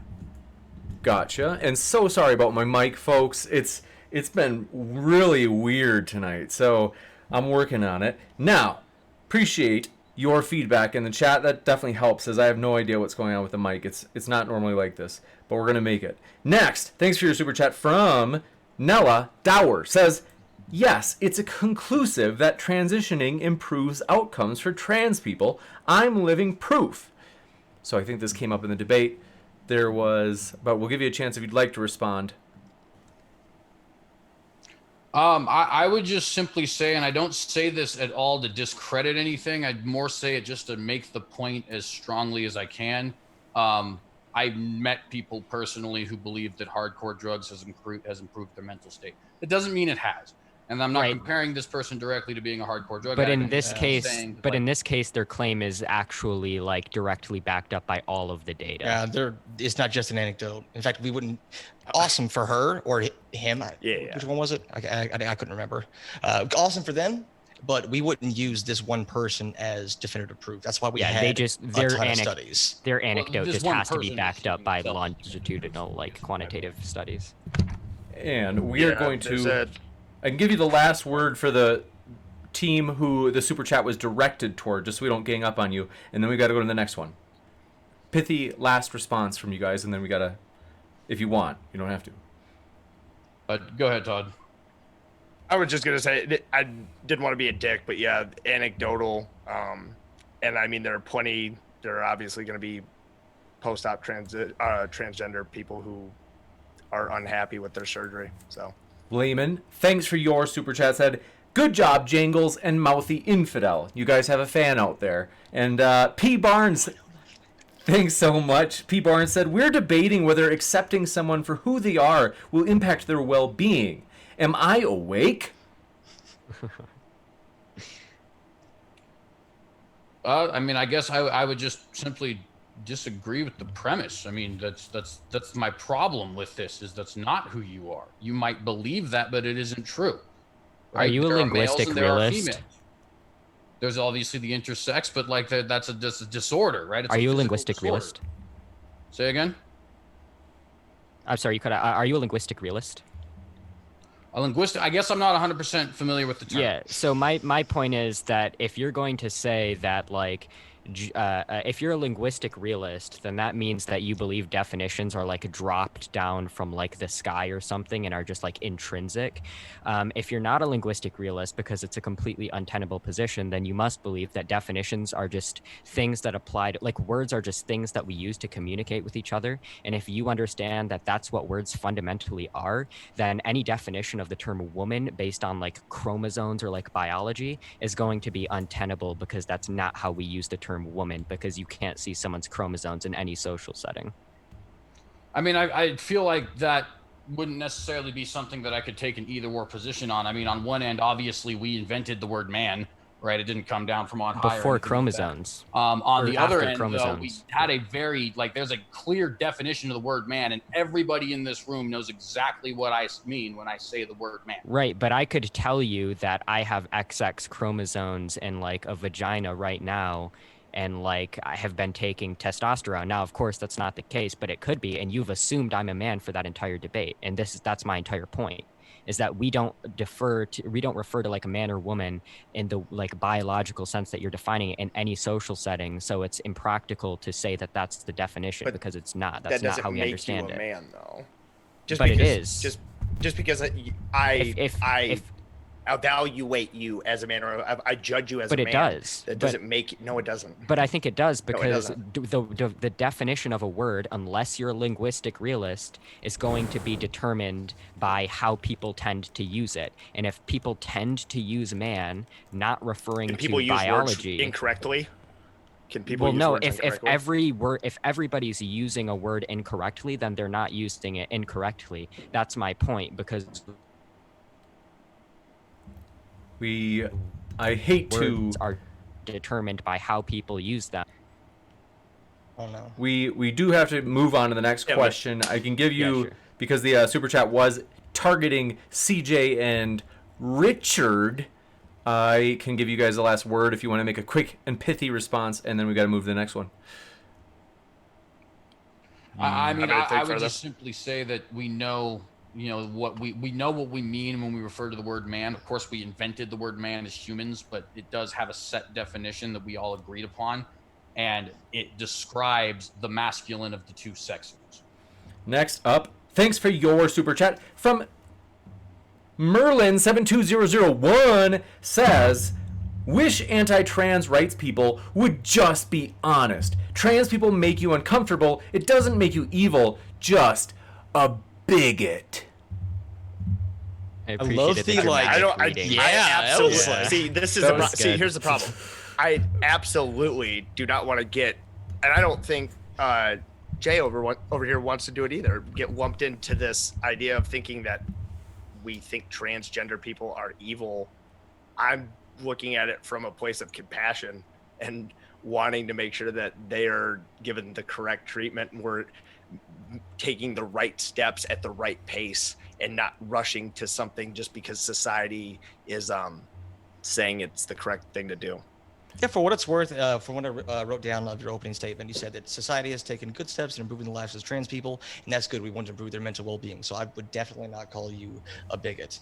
But what I've hoped that we've demonstrated is that all the empirical data that we've been able to gather, including 5 meta-analyses from me, a bunch of studies from Mouthy that obviously I don't know, exactly what they Yes, are. I can't wait to review them. Yeah, cool. We Yeah, can- I just haven't been able to see it yet. You know what I mean? sure. I'll post it in the Twitter chat when we're done here. Okay. Absolutely. CJ, if you want a quick chance to respond, and then we'll move to the next one. I mean, I would just quickly say, everybody at this point has been, being a conservative, I'm not going to lie, I'm called a bigot once every 5 seconds. So the word has virtually no meaning to me anymore. I say that a little tongue in cheek, of course. I know there's real bigots, but look, my view on transgenderism is essentially that I believe it is cruel to take a mentally ill population and to basically go out of your way to say that their delusions are justified or somehow valid. That doesn't mean that they are not valid. It means that the delusions that they have are not valid. And I also think that when people say you believe I'm not a valid person because you think I have a mental disorder, that is a horrible view of the schizophrenic, the bipolar, and etc. Right? To think that we just invalidate them because they're mentally ill. It's not true at all. Next up, Nella. I hate to interrupt you, just to keep it short and pithy. Nella Dower, thanks for your super chat, who said, facts don't care about your feelings, Richard. Next up, Matra Day Disco, thank you for your question. They said, how come all the anti-trans data is from 1967? Is that true? I think it might have been like a. Most of the studies that I found were late 2000s, early 90s, but I was also under the impression that data is hard to collect when we're trying to, look at, time frames of 30, 40 years. Gotcha. And thanks for your statement from Mothra J. Disco strikes again. Says, trans women are valid women regardless of your bias.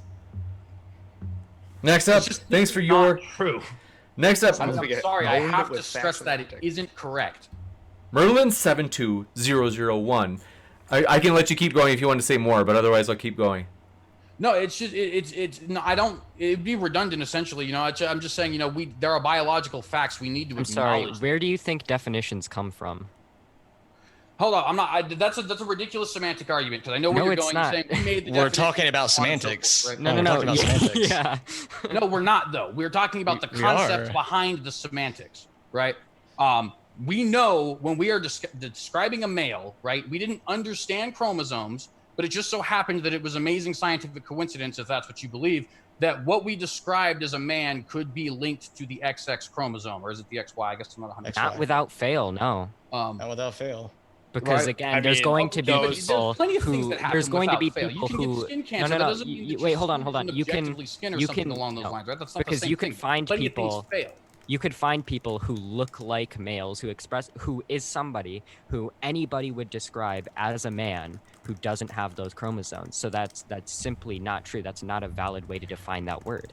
I've got to but then I they're gotta just not a man. give CJ a response for this one, and then we've got to keep moving. We got to go a little bit faster just because we're a little over time. So go ahead, CJ, if you want to respond, and then we'll move to the next question. I would just simply point out that saying that intersex somehow disproves the rule is absurd on its face. Something is That's what I was not talking disproven by a problem or a chink in the chain.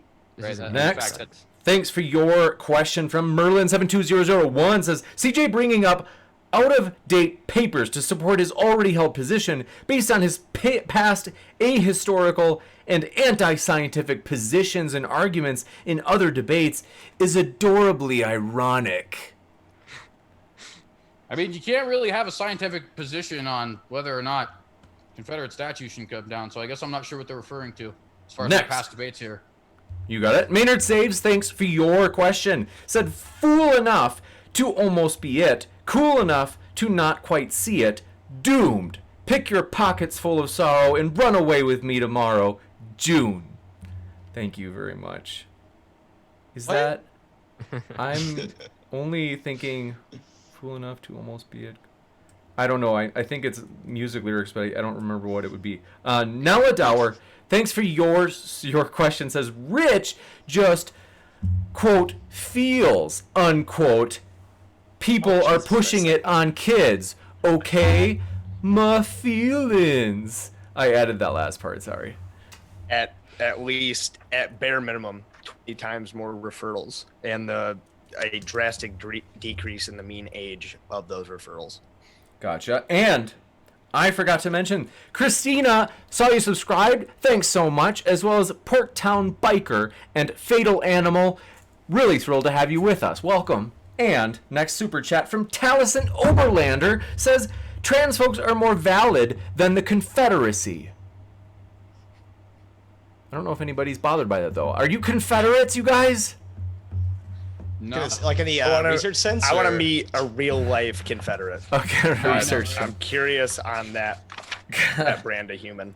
Next up, thanks. Let's see, we got that one. Mothra J Disco, thanks for your statement saying, CJ, stop debating. You keep getting owned. I mean, that's fine that you think that. I mean, that's all I got to say about that, really. Thanks for Don't being wanna get to you. thanks for being a good sport with all these these like malicious super chats towards you. I just Right love at his neck. internet like owned, destroyed, and Phil KO. blood. Thanks for Do your people still say pwned? Is that a thing people still say? No, I think Yeah, people stopped saying that a few BTFO'd. years ago. Am I really old? Okay.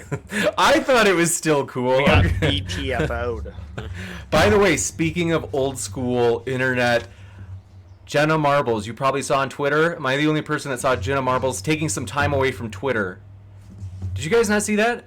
She quit YouTube. Why is Oh, that no, that's news? right. YouTube, sorry. I have a story about, Oh, no joke. quit You- all of YouTube? Well, at least for a while. She's walking away. Now, you guys won't even believe this. Nobody believes it when I tell my first YouTube channel, which is just when I was in college, dinking around, like making like silly videos. Jenna Marbles would subscribe to. I'm serious. I think it was that she used to, like, back then, this is like 2006, everybody would just go sub to like every account you could find. And Yeah, like because they're like 12, right? They're 12 in total. yes, 2006. so it was probably that I just happened to be one of those like thousands that she subbed to, but later she unsubbed. Very discouraging. Next, so thanks for your super chat, Phil KO. Oh, jeez. Okay, CJ, I'm sorry I have to read this. I mean, they're paying money here. Said CJ again, showing himself to be a garbage human. I'm sorry, CJ. Hey, it's perfectly fine. I did maybe say like the primary portion of our side of the debate, which is a pretty hated side of the debate, so should be expected. I appreciate you being a good sport about all these insults. And next up, Ariel Fernandez. Thanks for your question. Said, CJ Cox, do you believe in flat Earth? Trans rights. No.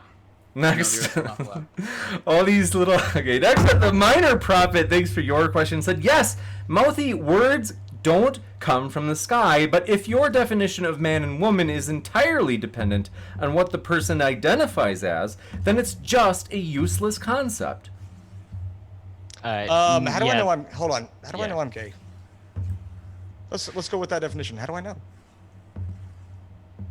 I mean, Wait, hang on. is there a genetic Questions test from you can do on outside. me? Is there like a blood test you can determine whether or not I'm gay? Is there something you can look at? Do I have like there like that finger length thing?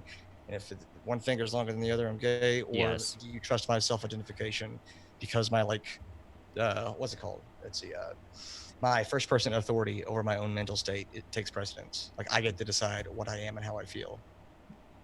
Well, can I just chime in real quick though, because that is fundamentally different. Well, how you feel about somebody else, in a sexual situation or a romantic situation, is not the same thing as something that actually has like physical. But they're both identities. That's the relevant part. identities, yeah. Yeah. I gotta give Mouthy the last word on this just because the super chat was targeted at him. Emma Ross, thanks for your question, said, Richard and CJ, have either of you actually met and listened to a trans person's perspective?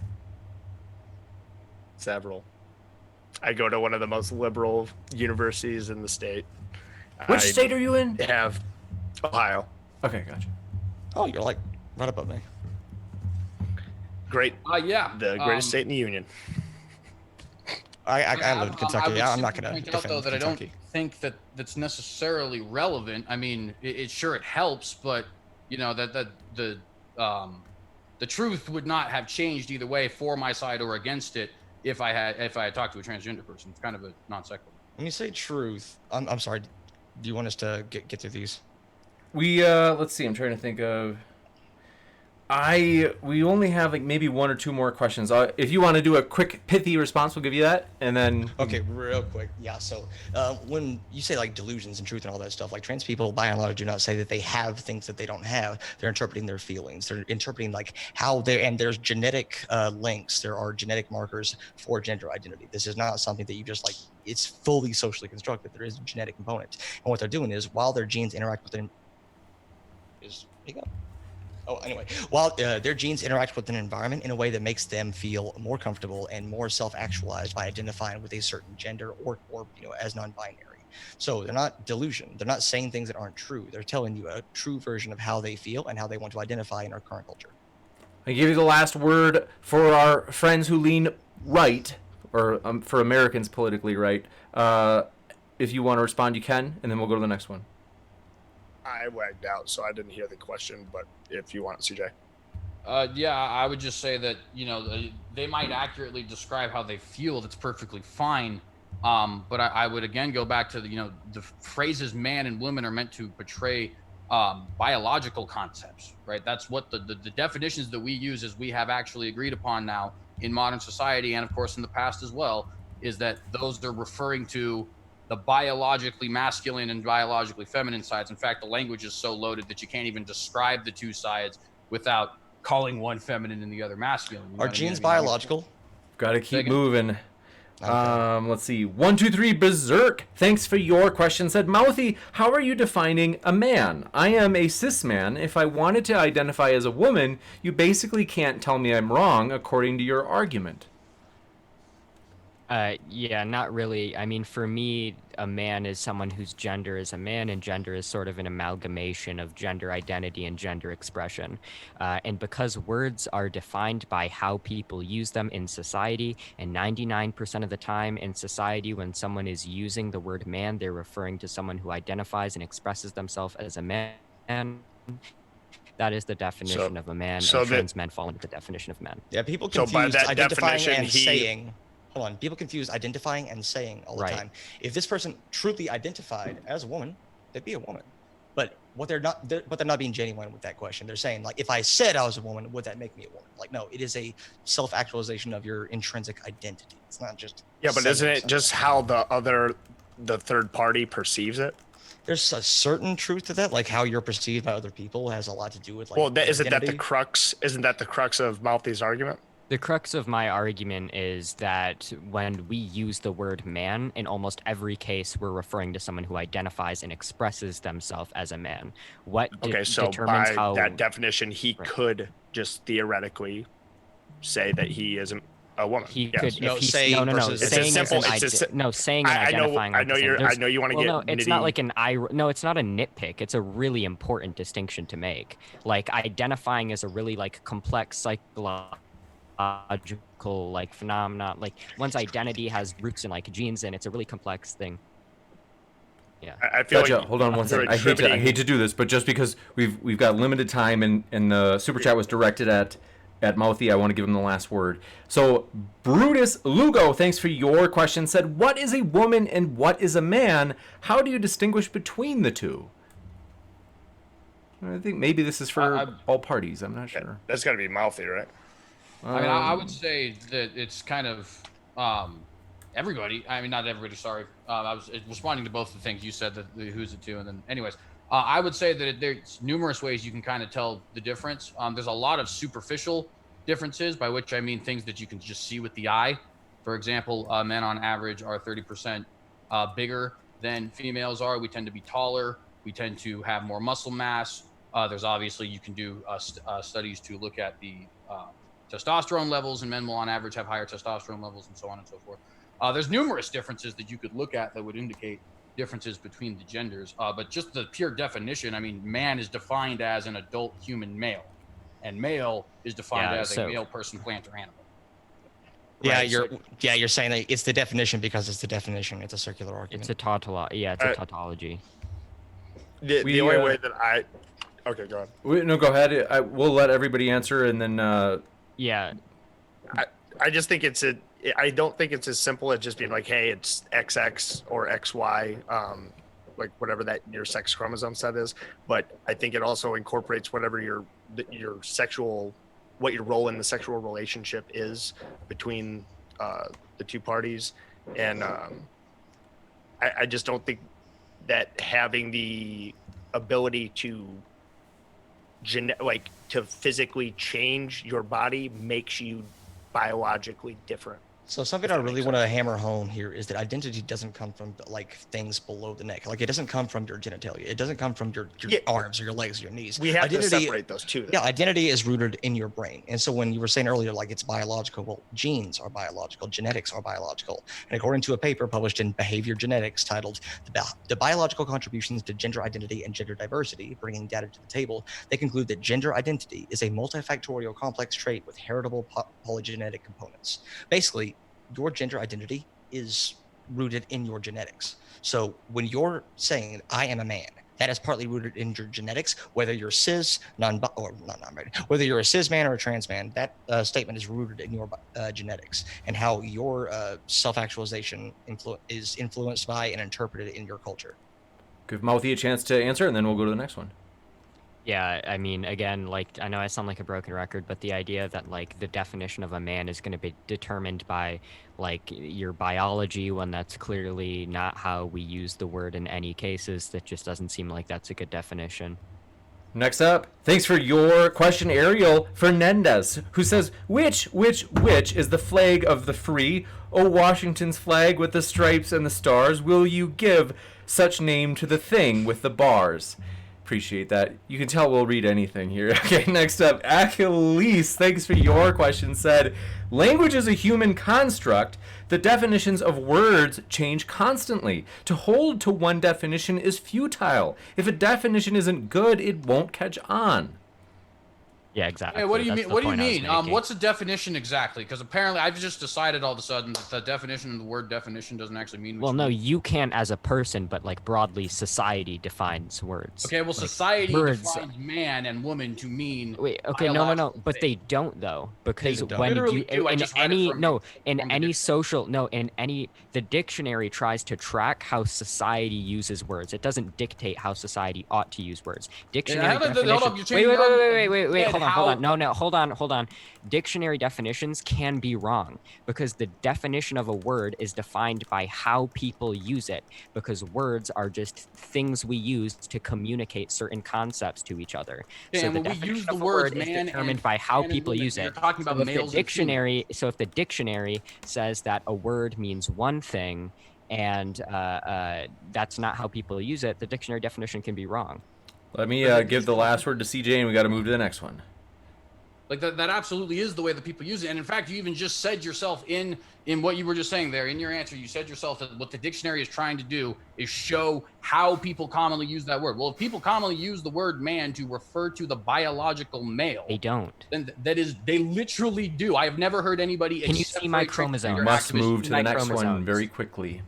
Okay, sorry.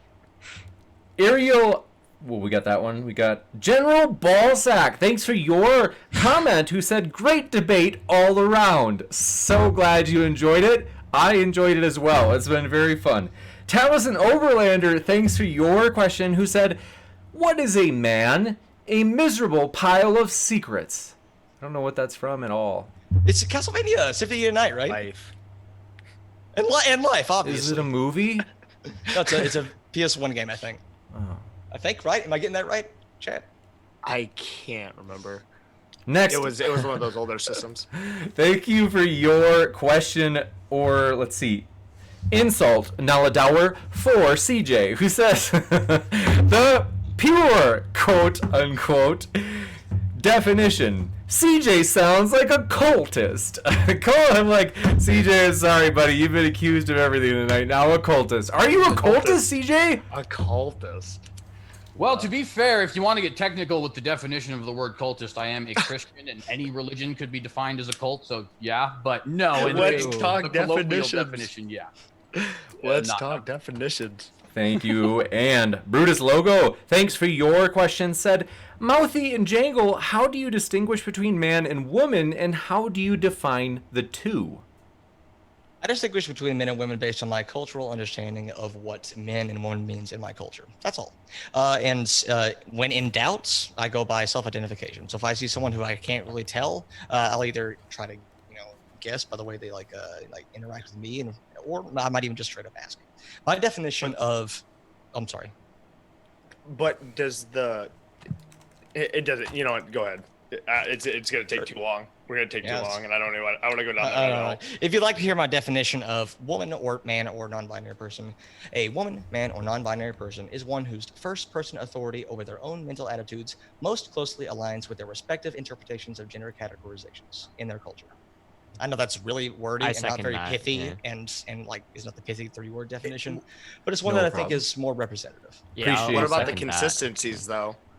Just out of curiosity, are we just supposed to overlook the things that not every man, but every man that has X or XY? This would And this would fully encapsulate them as well. Like I said, everybody has a gender identity, and the cis men who identify as men, like myself, we would fit this definition pretty well. Next, want to say thanks so much, everybody. It's a pleasure to be here with you all. Also want to say thanks so much to the mods.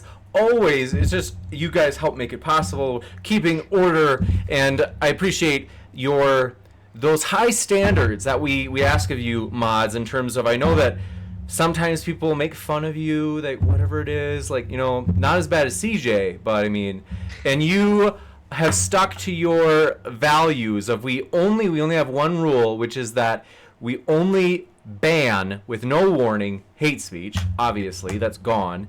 And then if somebody's harassing somebody like CJ, we will usually give them a warning. Tonight we just let them run amok. But thank you for everybody just hanging out with us. We usually do ask you to not harass people, though, and we'll at least give you a warning for that. But want to say, all of the speakers, if you've enjoyed this, folks, as much as I have, all of their links are waiting down in the description so you can hear plenty more where that came from. And so, last of all, sorry about that, tapping the old mic. I want to say thanks so much to our speakers.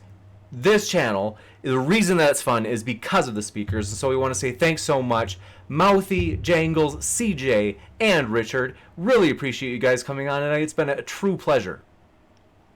Well, thank you so much for having us. I had a lot of fun. I hope everyone else did too. That's my Likewise. That's all right. Absolutely. And then we just had Ariel Fernandez fire in a last-minute super chat saying, I'm going to play the song Libre when Biden wins. I don't understand. Is that a new song? Dang it! You guys always take advantage of the fact that what is it called? I'm a boomer! Okay, next up, Moyet Morgan, thanks for your question. Last question came in, said, CJ, how can a, quote, spirit or, quote, God identify as a man? I mean, not really relevant to what we're talking about, but it's an interesting question, I'll be honest with you. I would affirm to you that the God of the Bible is absolutely masculine because he has revealed himself as so, and what that means, I have literally not the slightest clue. So do with that information what you will. Gotcha. And then, thanks so much, everybody. I want to just be sure, in case there were any last-minute super chats, I don't want to just kind of ignore you. Okay, got everything. So thanks so much, folks. Hope you have a great rest of your night. We'll see you tomorrow as Dr. Richard Carrier and Jonathan Sheffield cross swords on whether or not the resurrection occurred. So thanks so much, and have a great rest of your Thursday or Friday.